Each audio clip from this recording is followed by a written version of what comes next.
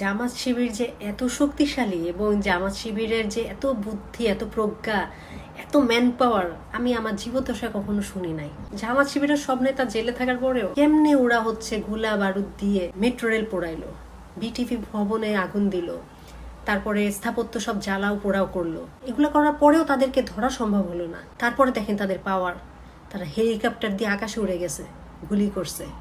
তারপরে এখানে শেষ না, কালকে কিছু কমেন্ট দেখলাম যে জামাত শিবিরের লোকরা নাকি গ্রামগঞ্জ থেকে, টেইলর থেকে সেনাবাহিনীর পোশাক বানায় নিয়ে পড়ছে, পুলিশের পোশাক বানায় নিয়ে পড়ছে, পরে তারা নাকি নিরস্ত্র মানুষের উপর গুলি করছে। প্রশাসনকে মানুষ যেন ধিক্কার দেয়, তাদের উপর থেকে বিশ্বাস উঠে যায়, এই জন্য প্রশাসন সেজে জামাত শিবির তাদের পোশাক পরে, ড্রেস পরে গুলি ছুটছে। ক্ষমতা দেখেন এদের। এখানেই শেষ না, তারা ঢাকা বিশ্ববিদ্যালয় সহ দেশের অন্যান্য সকল পাবলিক বিশ্ববিদ্যালয়, বুয়েট, কুয়েট, ইঞ্জিনিয়ারিং ইনস্টিটিউশন সমস্ত ছাত্রদের ব্রেন ওয়াশ করছে। কি পরিমাণ পাওয়ার দেখেন। একজন দুইজন হইলে কথা ছিল, হাজার হাজার লক্ষ লক্ষ স্টুডেন্টের ব্রেন তারা ওয়াশ করে ফেলছে। তাদেরকে সামনে রেখে তারা রাজনৈতিক প্রপাগান্ডা ছড়াচ্ছে। তারপরে দেখেন এদের পাওয়ার। এরা দোতলার বারান্দা নিরিখ করে বাচ্চার মাকে গুলি করে মারছে। এরা যে সকল বাচ্চারা বারান্দায় যে নিহত হয়েছে তাদের সবার জন্য এই জামাত শিবির দায়ী। তারা নিচ থেকে সব গুলি টুলি করে সাধারণ মানুষ মেরে দোষ দিচ্ছে সরকারের ঘাড়ে। কি পরিমাণ পাওয়ার চিন্তা করেন।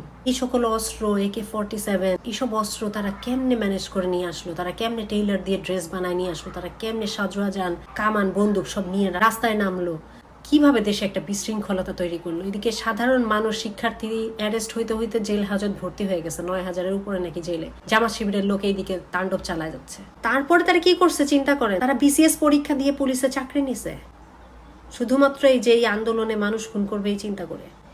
ওই যে আবু সাইদকে গুলি করে হত্যা করলেন যে পুলিশ অফিসার, তাদের হিস্ট্রি নাকি চেক করে দেখা হয়েছে জানেন।